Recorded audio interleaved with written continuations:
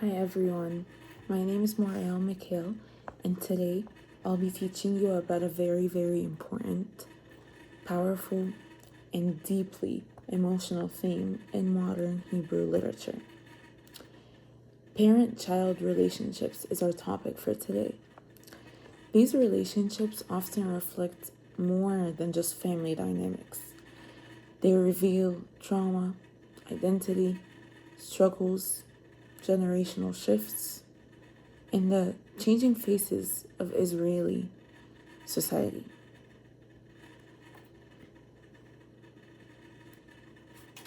So in this slide right here, and in the next few minutes, we will explore how modern Hebrew authors, specifically 3 authors that I made a research about and found very important and interesting.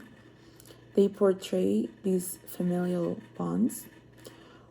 We will look at how history, especially the Holocaust and immigration, shaped these relationships. And we're also going to analyze a few key texts that illustrate these tensions and emotional landscapes. So, like I said, it's not like just any family dynamics that we deal with on the daily. It's definitely more than that, and we will explore and see why. There are very many common themes in those dynamics. And yeah. But you would ask me why? Why did I choose parent-child relationships? So, parent-child relationships, specifically in modern Hebrew literature, are often more than just personal. In my opinion, they mirror larger cultural conflicts, and that's whether it's the tension between Holocaust survivors and their Israeli-born children, or the silent gap between immigrant parents and their Hebrew children. These relationships speak volumes. They are very powerful and important. So they reflect larger social, political, and historical tensions for sure. So some historical context, Israeli's unique history definitely created a very specific kind of generational gap. Many parents carried the trauma of war, exile, or displacement, while their children were raised in a fast-changing, ambitious new society. This is due to the Holocaust's long shadow. Literature became a space to process those tensions. Zionism and the birth of a new Israeli identity as well. There were many generational rifts between old world values and new Israeli ethos. Okay. And in the next 3 slides, I will be sharing 3 different authors and their books, and speaking a little more about them and the main topic of each book, since they are very powerful and important to this topic. So in this one right here, this is A.B. Yehoshua, and he wrote a book named Mr. Manny, and this is the cover page right here. And this is a great example because Mr. Manny, the book, traces 5 generations through fragmented dialogues. That is very important. 5 different generations. And that teaches us a lot. The gaps between parents and children here are striking, filled with silence, pain, and miscommunication. It's like history itself gets in the way of connection. So again, this book highlights generational miscommunication and silence. So another great book right here is by David Grossman, and this is him right here. He wrote a book, and this book is called Sea Under, Love, or To the End of the Land.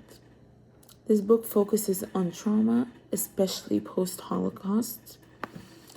And David Grossman often writes about the burden of memory.